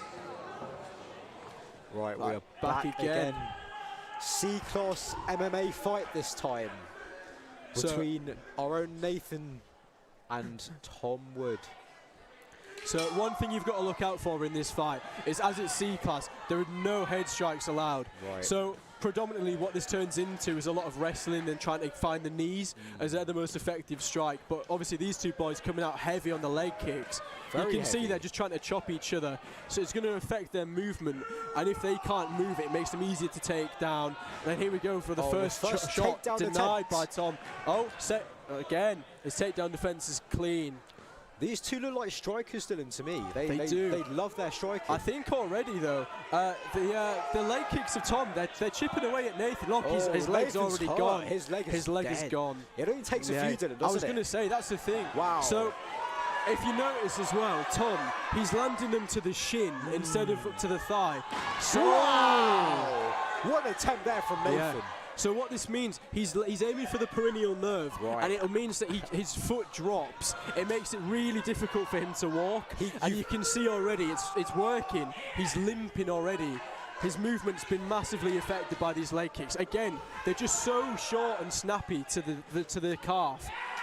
Nice knee there by Nathan. Incredible. I don't know if any of you have been kicked in the peroneal nerve, but you physically cannot feel, you cannot move your leg. I'm telling you, it's bad. Nice from sweep there Nathan. from Incredible. Nathan. Both Tom's fight, he's got on top though. He's straight up. You can see Tom's clearly a striker. Even when he's on top in a dominant position, he's gotten straight up. Another sweep from again. Tom. But you see, he's got no interest in the ground game. For Nathan, the priority is to try and take him to the ground. But you can see Tom, he's happy at distance, just chopping away at the leg like that. He's throwing teeps as well. He's just trying. He's got a very clear game plan, which is to land kicks and stay away from the ground. Right. Nice liver shot body there shot as from well. Tom again. Look, he's ripping the body. but the A sweep. return. Oh, see. Oh, Nathan fighting for top. He's trying for a takedown. Scramble He's goes going. up. Nice, but nice. Nathan drops Great it. He's going for a guillotine. I'm not sure how tight this is. Nathan seems to be getting his head free. What he wants to do is he wants to step to the same side. No, to the opposite side, I should say. Right. He can try and set up a Von Flue, but with it being against the cage, it's unlikely. It's a lot more difficult. Yeah, it's very a lot difficult. more difficult to set up a Von Flue. Yeah. He wants to try and step over to the opposite side, though, and it will alleviate a lot of the pressure that's on his neck. You see, he's currently trying to fight the hands. He's just pushing down, trying to create some space so he can breathe. Just trying to hit the body, trying to move Tom's arms out of the way, trying to do something to get the relief. What Tom has to be careful of on bottom is he's going to gas his arms out. They're going to feel lactic acid. Yes. He's just currently trying to squeeze on the head, and obviously it's unsuccessful currently, but he's just burning his arms out. Luckily, his game plan is quite heavily focused on kicks. And they're up. Oh, a sweep again. Tom drops him again. Yeah. And that was round one, ladies and gentlemen. I think that round is obviously quite clearly in favour of Tom. He has no interest in the ground game, but he's doing a very good job at chipping away at the legs of Nathan. He's shut him down a lot, I think. Nathan's legs, he was limping at one point. It was very early on as well. I think it was maybe after about 4 calf kicks. Yeah. He's just, all it takes is a few, and it really slows down as a fighter. It shows. Nathan was in pain, and it was clear. Yeah. You can, just look at the body language. I mean, Tom stood up, Nathan sat down. Exactly. You know, it's unfortunate, obviously, as a Uni of York fighter, but I think Tom is definitely getting the upper hand, at least after that first round. It'll be interesting to see what sort of changes they make to the game plan. Obviously, for Tom, he'll just want to keep it at distance, chop at the leg. And for Nathan, I think he wants to take him to the floor. I think that's where his advantage will lie. Exactly. He's a strong grappler. I've grappled with him before in fight camp, and he's very strong. He's a very strong boy. And he's got good jiu-jitsu as well. I mean, considering, I think he said he was, 70-something kilograms? Yeah. He feels like he's like 80. Exactly. He's a very strong, dense person. Exactly. Like as it's C-class, he's framing off the head. He's trying to push him towards the cage. This is something that we've spoke about, actually, me and him. Oh, he jumped, avoided it. Knees to the body. Knees are flying out. Nice. You see, Tom doesn't like that. He's backing up against the cage. He is. He's Nathan, he's framing him. He's trying to push him against the cage so he can look for a takedown or to look to land knees. But Tom doing a good job for landing leg kicks, even on the back foot. He's found a home for them. Against the fence is probably the worst position to be for Tom right now. It is. Because Nathan seems to have picked up the pace and he's pressuring him. He knows he needs to win now. He knows he needs to do something. Look, another knee. Another Tom he's targeting the legs. Look, see Tom straight up to his feet. He wants nothing to do with it. Tom just wants to keep this standing. Yeah. He's probably looking for a liver KO or even a TKO by leg kick. See, there's been a clear adjustment here in the corner of Nathan. Right. They've told him to start focusing on landing the knees. And in the C-class MMA, that is just such a good strategy. I see these body shots are picking up on Nathan now. They're starting to take their toll. Nice He's a bit slower. body kick. But again, the body kicks Nathan's throwing, he's predicting them, Tom. He's catching them. Look, again, you see he's going for these sweeps. He's just chopping away at his legs. And every time he gets up, you've got to think, because his legs are already hurting so much, every time he gets up, it's just it's more difficult. It's slowing him down. He's doing a better job this round of checking them. But look, Tom's just, he's trying to pull guard. No, interesting. Lets him back up. He does. Both fighters seem to have... I think what the corner should be telling Nathan is probably to abandon these kicks. Heavy knee by Tom there. They're heavy knee. These knees that the kicks that he's throwing, they're getting caught and he's getting swept off them. Exactly. He needs to try and close the distance, land his knees and search for a takedown. Maybe throw some liver hooks in there as well, or some shovel hooks even. You see, he's tired. Occasionally, Tom is he's just tapping away at the body. He's just zapping the energy away from him. And a teep again. Incredible. You see Nathan his body language is tired. And as the fight goes on, Tom's landing more and more shots to the liver.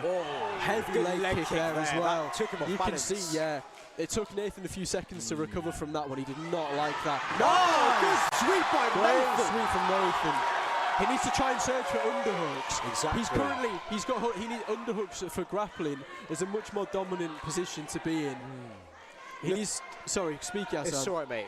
Looking at the redness of both their bodies, you can see Tom is also starting to accumulate a bit of redness. Again on the floor.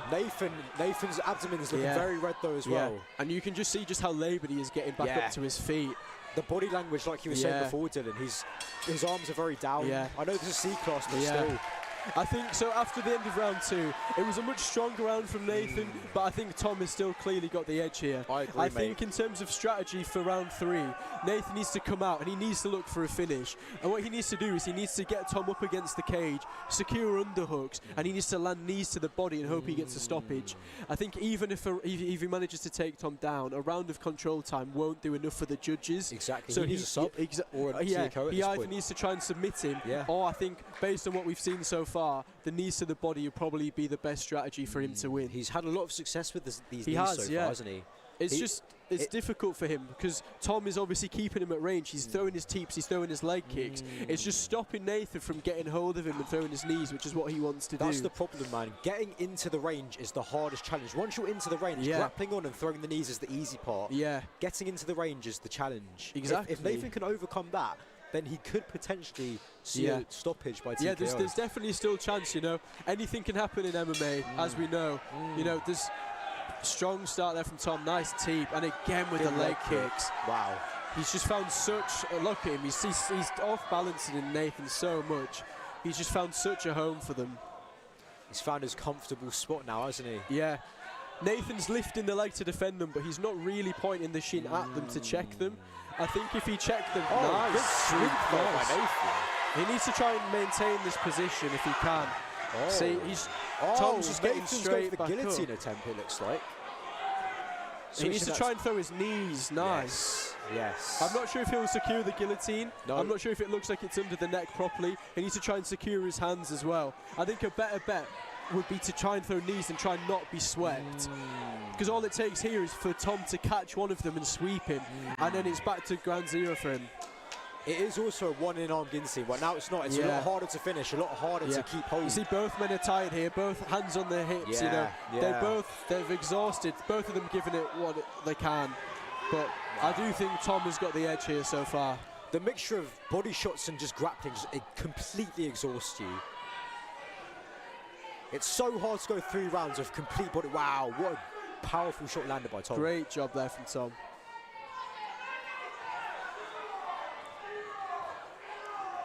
You can see these men are absolutely battered right now, fighting with their lives. Good kick there from Nathan.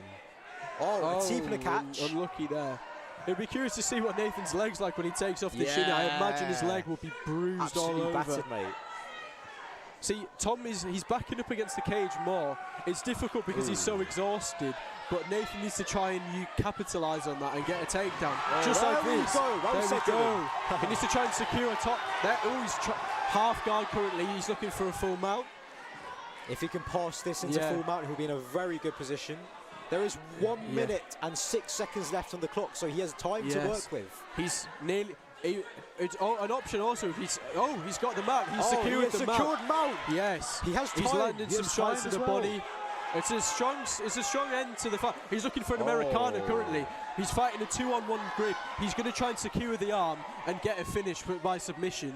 He could potentially take the back from this position as well if he baits an Americana. Yeah, like and he it said, looks like he's going for one now. He is. So Nathan's very strong, and Tom has obviously shown he's not comfortable on the ground here. So for Nathan, chasing the submission, especially this late in the fight, is definitely a good idea. Exactly. Like he's going for a straight arm lock again. Tom is just so uncomfortable on the ground. He's trying his best. He's trying to hit bump him off, but there's no effect for Nathan. That's what you got to do. You just got to keep bumping. But it's so tiring again being in this position. Yeah. It's just so taxing energy-wise for both of them. Yes. Especially that this is happening at the end of the fight. You've got to think if this happened earlier in the fight for Nathan, I think he would have had success. Exactly. But it went a bit early there, actually. Yeah, a few seconds earlier. It was about 6 seconds left on the clock. Yeah. Shocking. Incredible performance from both men today. So what do you make of that fight, Yassan? I think Tom has the advantage here. I do think, Nathan's put up a good fight. He had a bit of a comeback as well in the later rounds. However, overall, I think Nathan's had the most controlled time. Done the most damage to the body as well.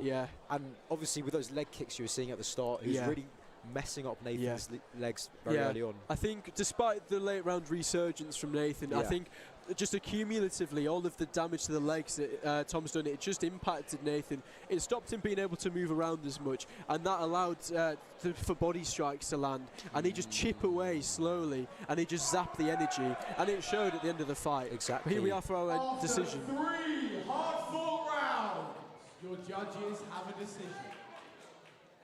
Your winner by unanimous decision in the blue corner.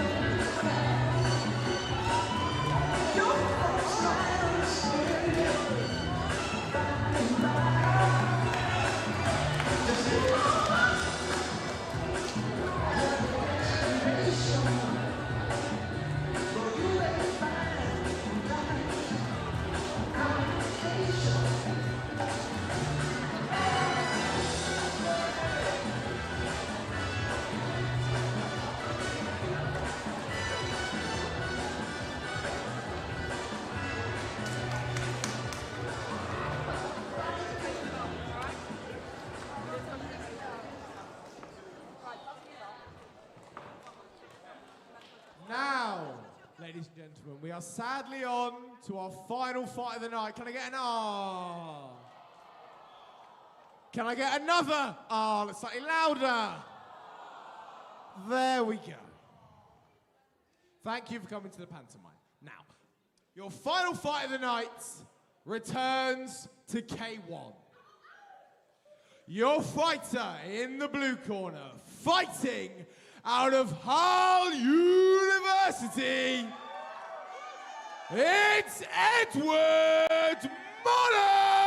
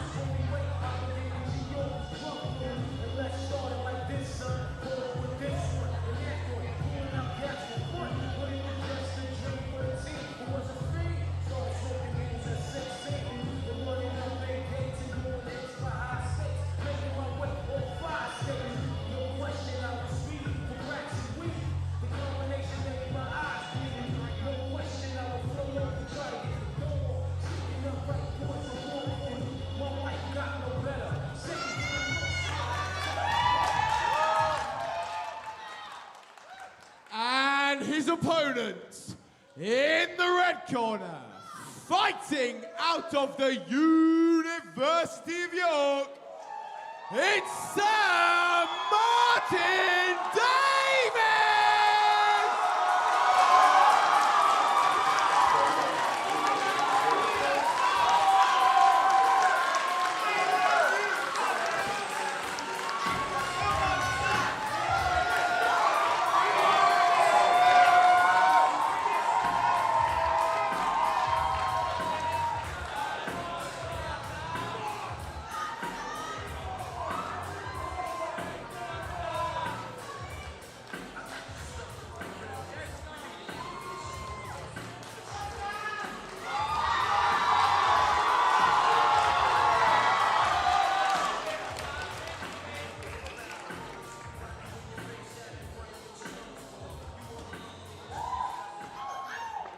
Ladies and gentlemen, let's have some noise for our last fight of the evening!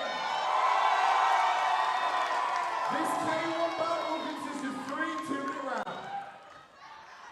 Guys, today, this is our last fight of the evening, ending with an MMA, with a kickboxing bout, sorry, a K1 bout featuring Sam and Edward. Sam from York, Edward from Hull. And the guys are coming out of the gate strong with some kicks out of the start. Ed looking very bouncy. He certainly is. Springy to his step. Nice jab there by Sam. Good, good. Sam is using teeps really well. Certainly is. Maybe he could use that to set up something else later on. Both guys trading shots here at the start of round 1. And trading leg kicks as well. Sam's landed a couple of these leg kicks early. And Edwards has landed a couple of body kicks. Looking to try and land a side kick there. No going.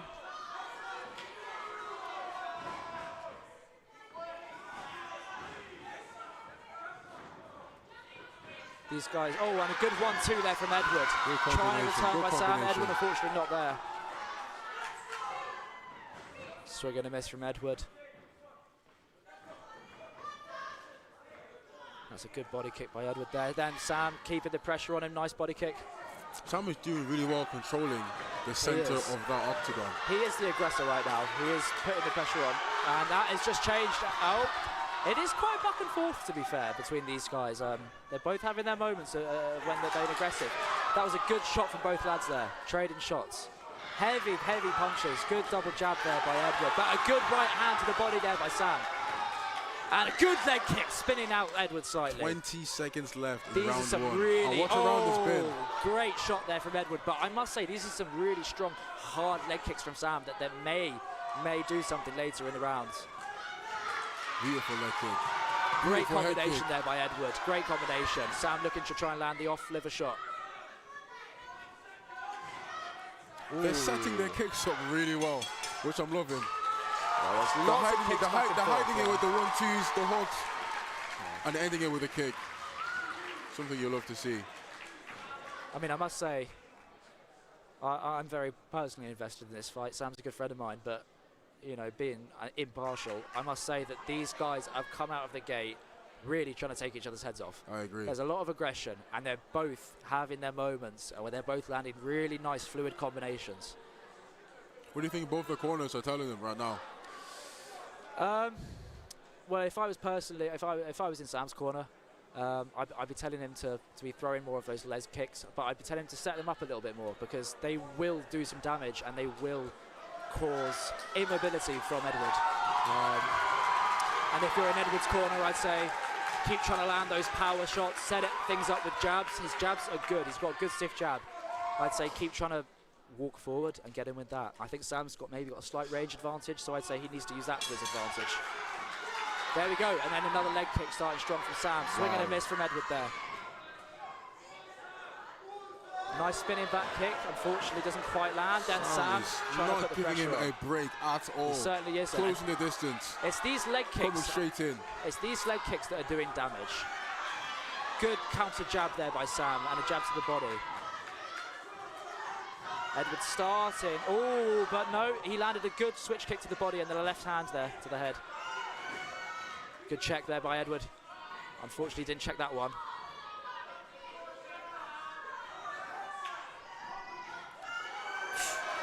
Good head movement by Sam. I must say, out of all the fights we've seen this evening, I think these guys both have the best head movement we've seen tonight. Ooh, gets caught there, unfortunately. Sam is throwing a lot of head kicks. You know, if he hides that with his cross, yeah, it may be night-night. Yeah, I think that's what Sam needs to start doing, is hiding some of these kicks with some more punches, some straight punches. But he is still, you know, controlling the centre of the octagon mostly. Good teep there from Edward and a good body kick. It does look like Sam's pace is starting to slow down a bit. Good jab there by Sam. And then Edward flies his own leg kick. Good bot kick to the body there by Sam. And a good leg kick by Sam. You know, Sam needs to keep this pressure on, keep, you know, throwing those 1-2s, those leg kicks to show the judges he is landing more damage. Certainly. And I'm just looking at the clock right now, and this is still round 1, which very much surprises me. The fact these guys have landed so much in round 1 means I think that we are probably going to be getting a finish.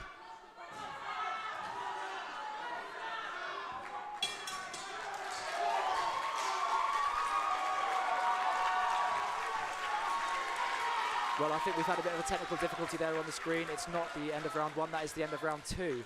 And now we are having a minute break before we get into the third round.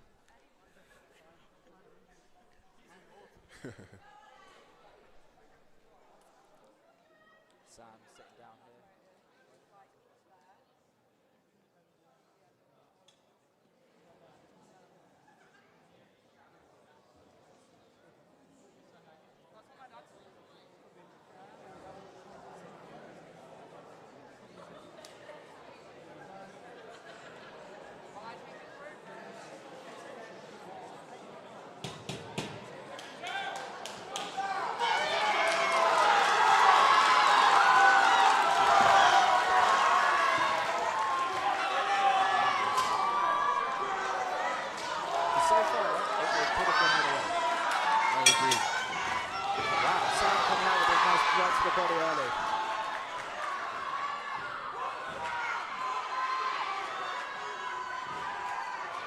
Head kick partially blocked there by Sam.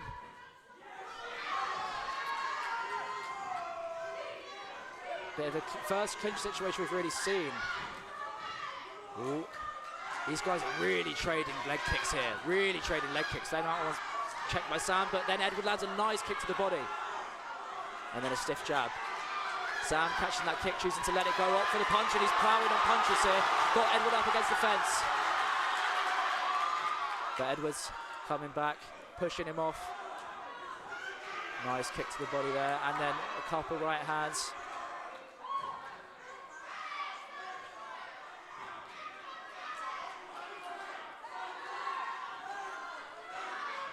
One minute left in the third and final round.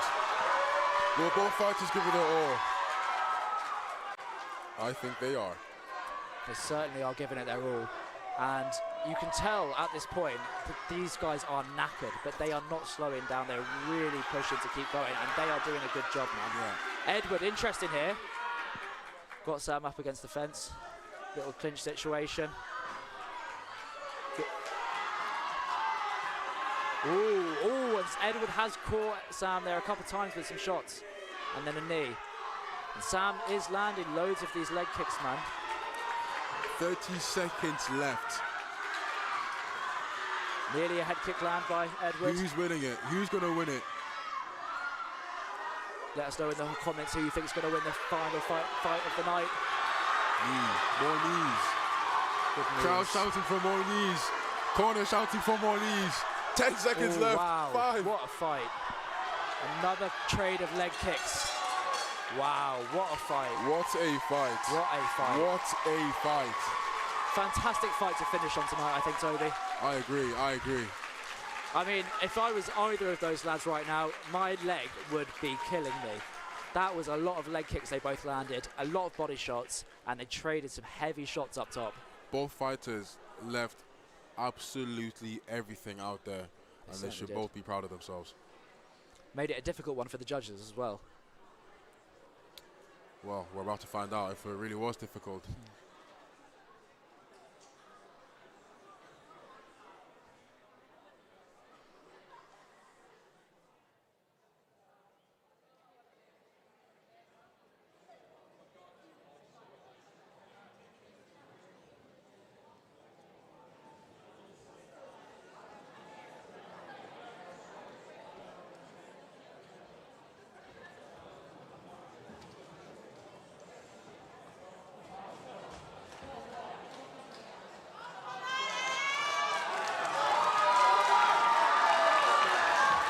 Let's hear it for the final fight of the evening! Wasn't that a roller coaster fight? Now, without further ado, the judges have a decision. Your winner by unanimous decision in the, drum roll please, red corner!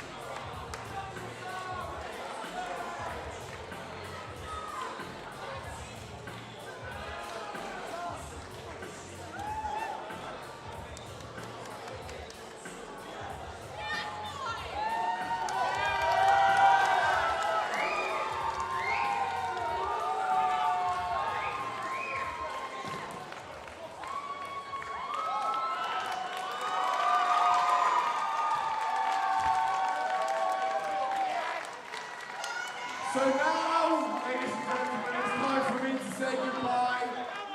Thank you for coming. Thank you for a wonderful atmosphere, and I hope you've had an incredible evening. And we will see you again next year, bigger and better than ever.